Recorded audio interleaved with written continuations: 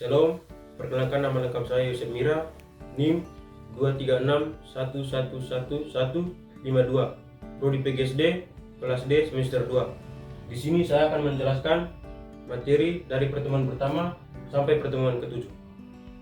Baik, yang pertama, hakikat IPA. Hakikat IPA terbagi menjadi 3, yaitu pengertian pembelajaran IPA, hakikat IPA, dan tujuan IPA diajarkan di SD. Yang pertama, pengertian IPA. Pengertian IPA adalah pembelajaran yang memuat tentang gagasan, konsep yang terorganisasi tentang alam sekitar. Yang kedua, hakikat IPA. Hakikat IPA terbagi menjadi 4. Yang pertama, sikap ilmiah, proses ilmiah, produk ilmiah, dan aplikasi. Di sini hakikat IPA memiliki 4 unsur. Yang pertama, sikap ilmiah, proses ilmiah, produk ilmiah, dan aplikasi. Yang pertama, sikap ilmiah. Sikap ilmiah merupakan sikap atau rasa yang ingin tahu. Kedua, proses ilmiah. Proses ilmiah adalah pemecahan masalah melalui metode. Yang ketiga, produk ilmiah. Produk ilmiah berupa teori dan hukum. Yang keempat, aplikasi. Aplikasi adalah konsep IPA dalam kehidupan sehari-hari. Ketiga, tujuan IPA diajarkan di SD. Yang pertama, memperoleh keyakinan terhadap Tuhan Yang Maha Esa. 2. Mengembangkan pengetahuan dan pemahaman. 3. Mengembangkan rasa ingin tahu. 4. Meningkatkan kesadaran berperan serta dan menghargai. 5. Memperoleh bekal pengetahuan. Yang berikut, teori belajar IPSD. Teori belajar IPSD terbagi menjadi 3. Yang pertama, teori Piaget, teori Brunner, dan teori Gartner. Dalam teori Piaget dibagi menjadi 3, yaitu pertumbuhan dan perkembangan kognitif, tahap perkembangan kognitif menurut Piaget, penerapan teori belajar Piaget dalam perkembangan IPSD. Dalam pertumbuhan dan perkembangan kognitif terbagi menjadi 3. Yang pertama, organisasi, adaptif atau adaptasi. Yang kedua, ekuilibrasi. Dalam tahap perkembangan kognitif menurut Piaget terbagi menjadi 4. Yang pertama, periode sensorik, yaitu umur dari 0 sampai 2 tahun. Yang kedua, periode pra-operasional, yaitu umur dari 2 sampai 7 tahun. Yang ketiga, periode operasional konkret, yaitu umur dari 7 sampai 11 tahun. Yang keempat, periode operasional formal, yaitu umur 11 sampai 15 tahun. Yang berikut, teori Brunner. Teori Brunner dibagi menjadi 3. Yang pertama, proses kognitif yang terjadi dalam belajar, tiga tahap intelektual, dan penerapan teori belajar Brunner dalam perkembangan IPSD. Dalam proses kognitif yang terjadi dalam belajar dibagi menjadi 3. Yang pertama, memperoleh informasi baru. Kedua, proses transformasi pengetahuan yang diterima. Yang ketiga, evaluasi. Tahap intelektual dibagi menjadi 3. Yang pertama, inaktif, ikonik, dan simbol. Dalam penerapan teori belajar Brunner dalam perkembangan IPSD dibagi menjadi 7 bagian. Yang pertama, menentukan tujuan pembelajaran, mengidentifikasi karakter siswa, memilih materi pembelajaran. Yang keempat, menentukan topik yang akan dipelajari siswa. Kelima, mengembangkan bahan belajar. Yang keenam, mengatur topik. 7, mengevaluasi hasil. Yang berikut, tujuan belajar yang sepenuhnya ialah memperoleh pengetahuan dengan suatu cara yang dapat melatih kemampuan intelektual siswa. Tujuan dibagi menjadi 5. Yang pertama, merencanakan pembelajaran, mengkaji materi pembelajaran. Yang ketiga, guru harus mengajarkan dengan cara analitifonik dan simbolik. Keempat, guru berperan sebagai seorang pembimbing atau tutor. Yang kelima, menilai hasil. Yang berikut, teori Gagné. Teori Gagné dibagi menjadi 8 tipe belajar, 5 kategori hasil belajar, dan 4 fase. Yang pertama, 8 tipe belajar. Yang pertama, belajar isyarat.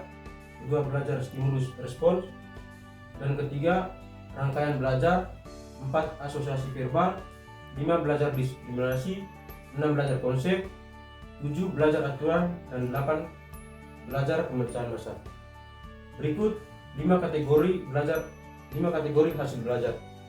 Pertama, informasi verbal, 2 kemahiran intelektual, 3 pengaturan kegiatan kognitif, 4 kemampuan motorik, dan kelima sikap.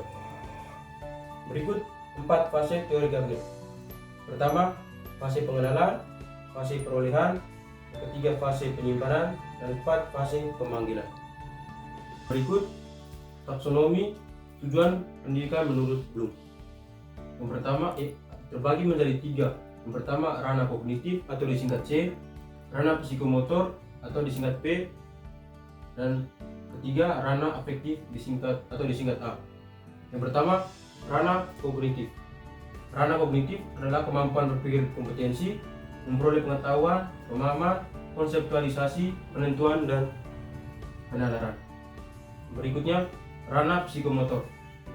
Kompetensi melakukan pekerjaan dengan melibatkan anggota badan, kompetensi yang berkaitan dengan gerak fisik. 3. Ranah afektif. Ranah afektif adalah berkaitan dengan perasaan, emosi, sikap penerimaan atau penolakan terhadap suatu objek. Baik, yang berikut pembelajaran abad 21.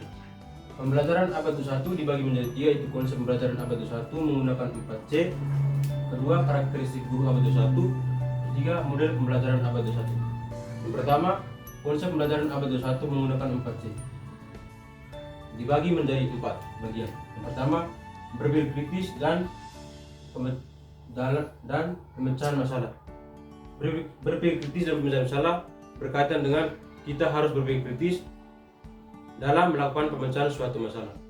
Kedua, daya cipta dan inovasi, yaitu kita harus memiliki kreativitas atau daya saing atau inovasi dalam melakukan pemecahan masalah.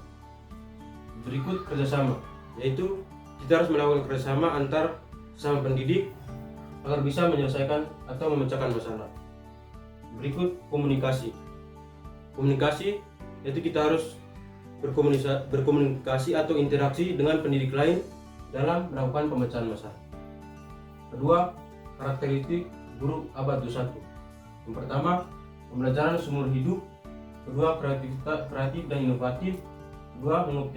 Ketiga, mengoptimalkan teknologi. 4, reflektif. 5, kolaboratif. 6, menerapkan student content. 6, menerapkan pendidikan diferensiasi.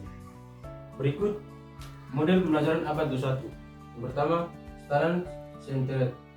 Kedua, discover learning. 3, flipped atau classroom. 4, project based learning. Kelima, collaborative learning. Yang keenam, blended learning. Baik, yang terakhir kompetensi guru abad 21. Kompetensi guru abad 21 dibagi menjadi 4 bagian. Yang pertama, kompetensi pedagogik, kompetensi kepribadian, kompetensi sosial, kompetensi profesional. Kompetensi pedagogik merupakan kemampuan guru yang berkenan dengan pemahaman terhadap peserta didik dari pengelolaan pembelajaran, mulai dari merencanakan, melaksanakan, sampai mengevaluasi. Kedua, kompetensi kepribadian, yaitu personal yang mengenalkan kepribadian yang menutup, stabil, dewasa, aktif, dan berwibawa menjadi teladan bagi peserta didik yang berakhlak mulia. Ketiga, kompetensi sosial, yaitu berkenaan dengan kemampuan pendidik sebagai bagian dari masyarakat untuk berkomunikasi dan bergaul secara aktif dengan peserta didik, sesama pendidik, orang tua wali, dan masyarakat. 4, kompetensi profesional, kemampuan penguasaan materi belajar secara luas dan mendalam yang mencakup penguasaan substansi, isi materi, pembelajaran, dan substansi keilmuan serta menambah wawasan. Sekian penjelasan dari saya mengenai materi dari pertemuan 1 sampai pertemuan terakhir. Semoga bermanfaat. Sekian dan terima kasih.